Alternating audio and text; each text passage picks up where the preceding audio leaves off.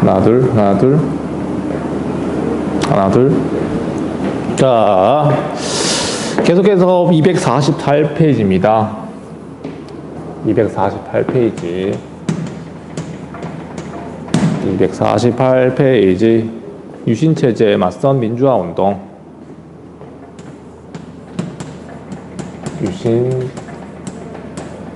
유신체제에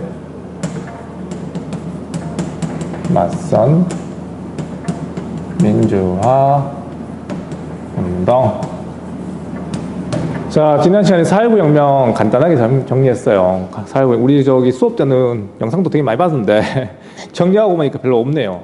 없는데 우리가 봤다시피 이 4.19 혁명이라고 하는 게 이제 이승만 독재 이제 12년 독재를 끝냈던 중요한 사건이긴 한데 그 이후에 탄생했던 그 민주정부라고 할 수 있는 제2공화국이 너무나 약했어요. 알겠습니까? 그러니까 이 제2공화국이 수립되면서 되게 헌법 자체는 민주적이었지만 그거를 운영한 어떤 민주당 정부였던 무능함 이런 것들은 뭐 아직까지는 우리 성숙하지 못했죠. 그러니까 이제 그게 어떻게 보면은 또 다른 어떤 정치적 파행으로 나갔던 게 바로 1961년에 4.19 혁명 5.16 군사 정변입니다. 일단 배경 5.16 군사 정변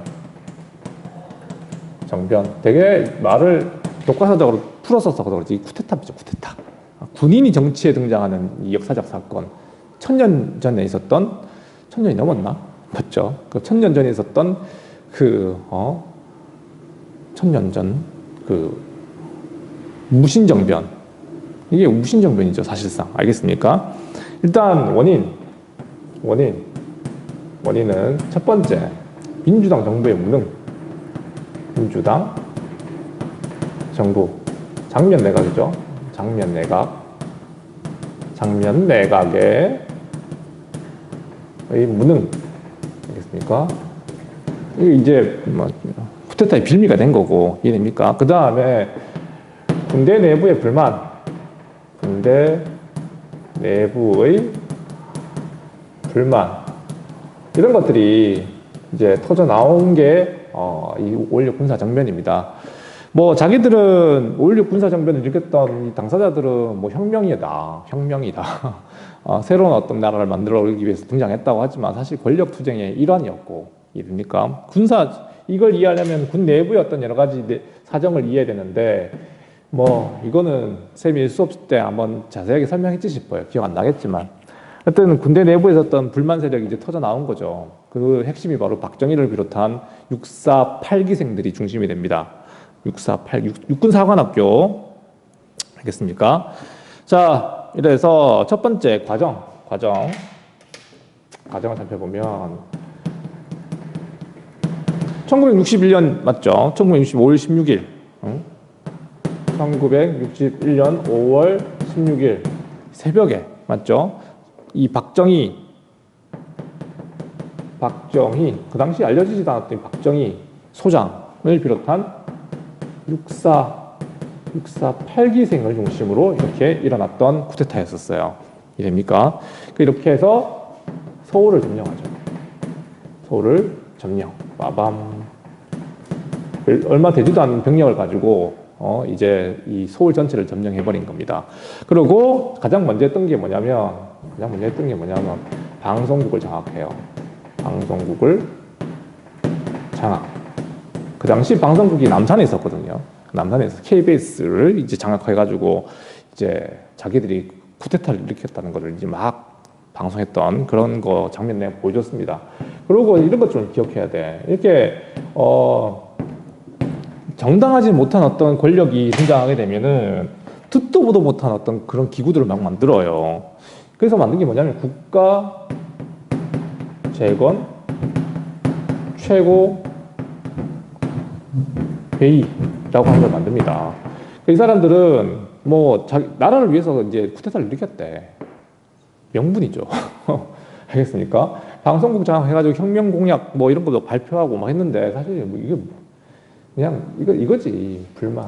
이게 이제 터져 나온 거지. 진짜로 그 사람들이 뭐 진짜로 나라를 위해서 이렇게 했겠습니까? 권력 차지하기 위한 거겠죠. 국가재건 최고회의라는 걸 만들어 가지고 이제 권력을 접수하기 시작합니다. 그리고 얘들아, 이거 뭐 여러분들 이게 지금도 남아 있는 기관 이제 중앙정보부, 중앙정보부를 창설하고 있습니까? 이거는 이 당시에 이제 미국의 CIA를 모방해서 만든 정보기구입니다. 이제 뭐 정부 요직을 갖다가 다 이제 컨트롤할 수 있는 아주 막강한 정부 조직이죠. 이런 걸 만들어가지고 사실상 이제 국가 권력을 다 장악하게 됩니다. 맞죠? 그리하여 마지막으로 이제 헌법을 개정하게 되는데, 자, 헌법 개정을 하게 됩니다. 헌법을 개정하게 되는데, 다시 또 일단 62년에 알겠습니까? 62년에 있었어요. 1962년에 쿠데타 세력을 중심으로 헌법을 개정하게 되고, 가장 핵심은 뭐냐면 다시 뭐로 돌아간 겁니까? 맞죠? 의원 내각제에서 다시 뭘로? 내각 중심제에서 바로 대통령 중심제로 바뀌게 됩니다. 대통령 중심제로 다시 돌아가게 돼요. 알겠습니까? 그리고 이 당시 대통령의 임기는 다시 4년, 그 다음에 중임 가능했습니다. 중임. 우리나라는 지금 대통령제와 많이 달라서 여러분들이 이걸 이해 못하는 것 같아요. 지금 미국 시가가 똑같습니다. 이게 알겠습니까? 원래 이게 오리지널인데 대통령 임기 5년인 건 약간 유신헌법에 좀 흔적이 남아 있는 거예요. 나중에 설명하겠지만 원래는 5년이 대통령 5년 하는 나라 없습니다. 뭐 다른 나라 5년 4년 한다고 다 따라야 되는 건 아니지만 기본적으로 우리가 했던 체제가 이거잖아요. 이거 다시 돌아가야 되는 거예요, 사실은. 이게 유신헌법의 헌법이 원래 7년 단임제를 갖다가 5년 단임제로 바꾼 것 뿐이거든요. 4년 중임제가 원래였죠. 자, 그래서 다시 직선제로 바꾸죠. 직선제. 이렇게 탄생한 공화국을 갖다가 우리는 제3공화국, 제3공화국이라고 부릅니다. 이렇게 하여 원래 이제 그 국가재건 최고위를 통해 가지고 쿠데타를 통해 권력을 장악한 박정희는 자기는 대통령 될 의사가 없다고 했었어요. 군인 신부로는 절대 대통령이 안 하겠다고 얘기했거든요. 뭐 그 약속은 지키긴 지켰어요. 대통령 군인 신부로 안 한다는 건 뭡니까? 좀 군인을 그만두면 되잖아, 맞죠? 그래서 나중에 민주공화당을 창당합니다. 민주공화당, 그냥 공화당이라 불러요. 알겠습니다. 민주공화당을 창당해가지고 지가 이제 여기서 대통령 후보로 나오게 되고 63년에 대통령이 되신 거죠. 이해됩니까? 그래서 자, 새로운 공화정 제3공화정은 이렇게 탄생했습니다. 1963년에 이제 헌법은 62년에 만들어졌고요. 이제 대통령 선거 63년에 이루어지게 되고 임기가 몇 년? 맞죠? 4년이니까 67년이 되겠네요. 7년에 대통령에 나오시게 되고 다시 한 번 더 나옵니다. 재임하게 됩니다. 그리고 다시 한 번 더 부임이 가능했으니까 다음이 언제입니까? 71년에 나오게 되겠네요. 71년. 또 우리가 독재자라 부르는 이유가 바로 이런 것 때문입니다. 중임 또 걸리잖아요. 맞죠? 이걸 또 바꿨던 거죠. 3선으로. 3선 개헌안이 또 있게 됩니다. 나중에. 알겠습니까? 이게 69년에 있었던 일인데 다시 한번 대통령 하려면은 중임 제한을 또 바꿔야 되니까 우리 4.4.5입하고 똑같은 겁니다. 삼선 개헌이. 자, 이렇게 이제 제3공화국이 탄생했고요. 이 박정희가 했던 가장 중요한 우리는 또 업적 같다고 경제개발이라고 얘기하잖아요. 맞죠? 이 당시 경제개발 어떻게 이루어졌는지 같이 보겠습니다. 경제개발에 대한 얘기. 잠깐 몇 분 찍었나요? 9분 찍었네. 하다가 끊어야 될 것 같은데. 경개발?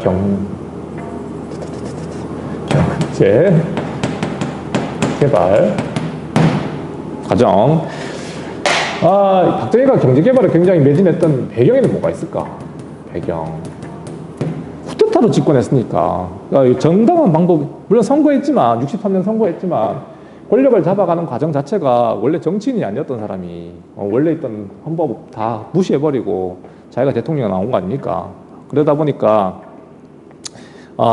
이 경제에 더 집중할 수밖에 없어. 자기가 짓고 나간 가장 중요한 어떤 정치적 명분은 경제개발이었었어요. 이거라도 안 하면은 자기 집권 명분이 없는 거죠. 뭐 할 건데 당선해 민주주의 발전시킬 겁니까? 그럴 수 없었으니까. 그래서 경제개발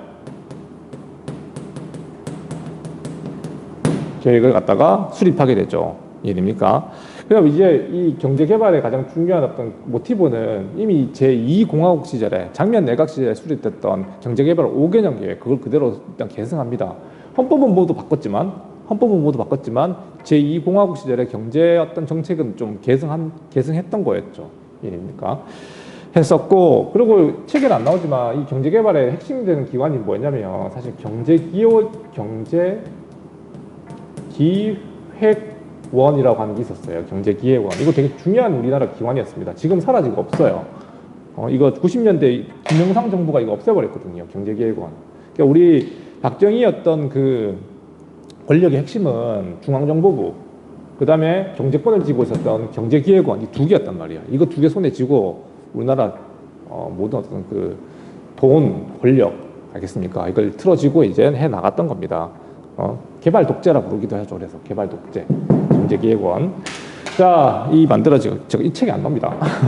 자, 그리고 이제 중요한 거는 경제 개발을 하려고 하는데 필요한 건 뭐야? 돈이 없잖아요. 어떻게 자금을 확보할 것인가? 그 과정에서 나온 게 바로 두 가지. 첫 번째, 베트남 파병.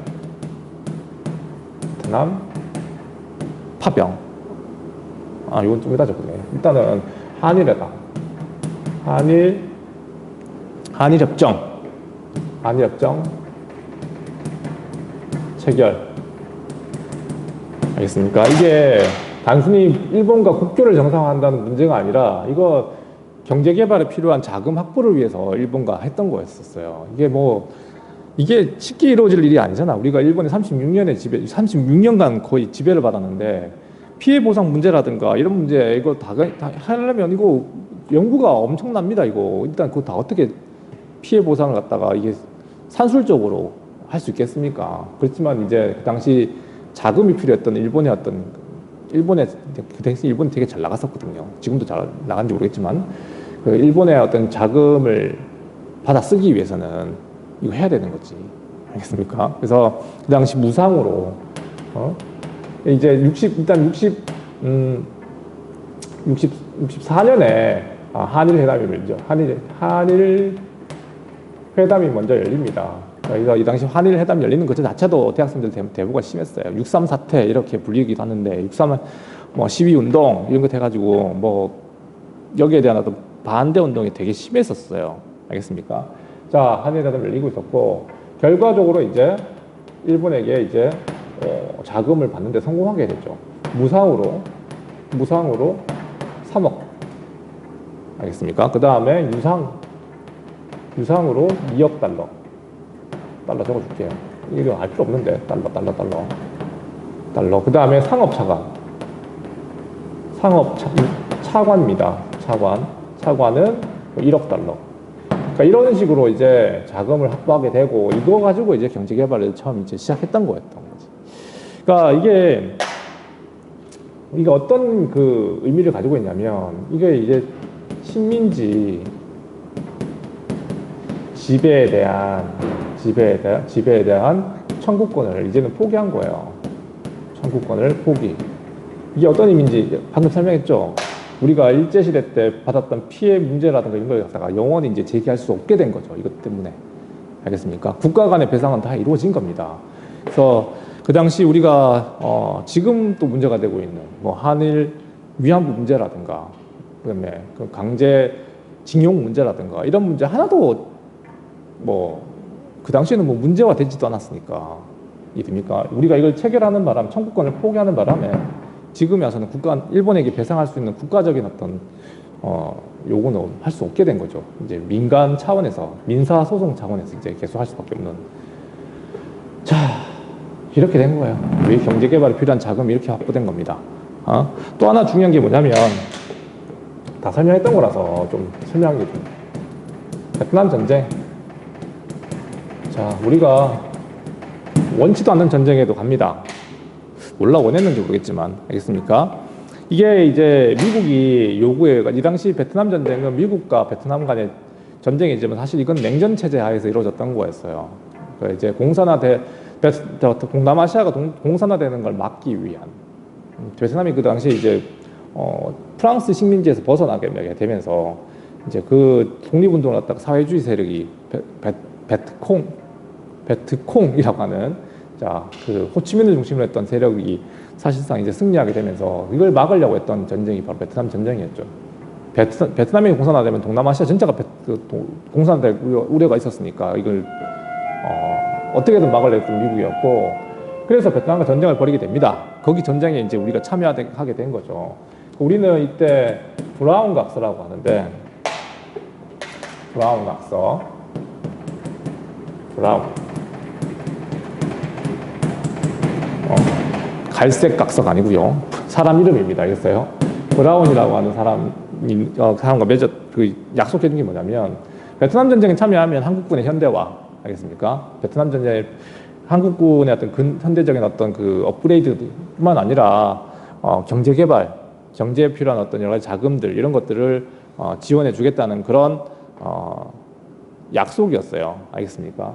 어쨌든 우리는 베트남과 아무런 어떤 그 원수 관계도 아닌데도 불구하고 돈 벌기 위해서 참여한 거죠. 참, 물론 이게 베트남의 공산화를 막는 게 이 자유를 수호하는 어떤 이런 문제도 그런 대승적 차원에서 이렇게 명분을 찾을 수는 있겠지만, 우리가 이런 전쟁에 왜 참여해야 됩니까? 뭐 경제 개발을 위해서. 그리고 그 참여했던 장병들의 어떤 월급이라든가 이게 전부 달러로 지급됐거든요. 그게 이제 우리나라 어떤 그 경제 개발의 중요한 어떤 밑바탕이 됐죠. 이 베트남 전쟁에 참여했던 베트남 전쟁 중에 대기업들도 많이 성장해요. 근데 뭐 건설이라든가 그다음에 운송업을 했던 어떤 여러 가지 업체들, 지금의 대한항공, 근데 한진그룹도 이때 성장이 됐던 거지. 하여튼 베트남 전쟁 우리 경제 개발에 큰 영향을 줬던 사건인 건 맞습니다. 알겠습니까? 이렇게 하여 이제 경제 개발에 이제 박차를 가했던 게 60년대 모습이에요. 그래서 이제 70년대부터 성과가 나타나긴 했었어요. 이해됩니까? 자, 이게 이제 경제 개발의 중요한 어떤 디딤돌이었다. 베트남 전쟁과 한일 협정. 요거 65년에 체결됐습니다. 체결된 거는 이거 64년에 시작해가지고 이게 65년에 이제 체결된 거죠. 한일 협정. 뭐 한일 기본 조약이라고 부르는 거예요. 알겠습니까? 한일 기본 조약. 적어줄게요, 이게. 한일 기본 조약이라고 하는 게 65년에 이렇게 체결돼가지고 일본과 우리나라는 정상화, 국교 정상화를 이렇게 되죠. 이제 좀 더 보충 설명하자면, 미국은 이 당시 60년대 50년대까지만 하더라도 주로 이제 우리 경제 원조라고 설명했잖아요. 맞죠? 그러니까 미국도 이제 경제 원조를 무한정 할 수는 없던 거야, 사실. 그래서 50년대 말부터 사실은 경제 원조 규모를 줄여주고 있었어요. 그리고 이 한국의 경제를 갖다가 어떻게 관리하려고 했냐면, 일본 경제에 흡수시키려고 한 거예요, 사실상. 그러니까 이게 우리가 단순히 우리나라와 일본 간의 어떤 그 한일협정이라고 보면 되게 좁은 시각이고, 사실은 이 미국이 다 계획한 겁니다. 알겠습니까? 미국이 이미 일본 경제와 한국 경제를 합쳐버려가지고, 일본이 이제 사실상 한국 경제를 장악하는 거죠. 돈도 빌려주고 이러면서, 맞죠? 그러면서 이제 동아시아 어떤 경제권을 갖다가 일본 주도로 돌리면서 안보상의 어떤 그런 주도권을 일본에게 주고, 이렇게 짰던 게 미국의 구상이었거든. 그런 어떤 구상 속에 이루어진 겁니다. 그 정도까지는 알 필요 없고요. 알면 좋겠지만 그런 거였다. 그러니까 베트남 전쟁도 다 우리가 미국의 영향력 아래서 이렇게 이제 시작된 거죠. 자, 한번 끊고 갑시다. 배고파요.